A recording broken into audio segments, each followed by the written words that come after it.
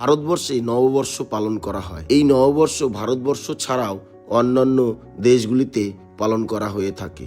কোন কোন দেশ তা জেনে নিন। নববর্ষ কথার অর্থ নতুন বৎসরকে আহ্বান করা। নতুন বৎসরের প্রথম দিন মানুষ সমস্ত খারাপ কার্যকলাপ থেকে মুক্ত হয়ে দুঃখ কষ্ট ভুলে গিয়ে আনন্দে মেতে ওঠে। স্বাগত জানায় আরও একটা নতুন বাংলা বৎসরকে।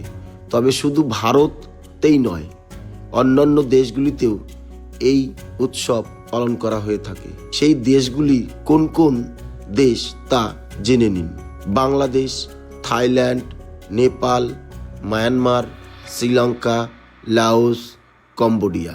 তবে এই দেশগুলির মধ্যে বাংলাদেশ এবং কম্বোডিয়া 14ই এপ্রিল নববর্ষ পালন করে থাকে। বাকি দেশগুলো পয়লা বৈশাখের দিনেই নববর্ষ পালন করে থাকে।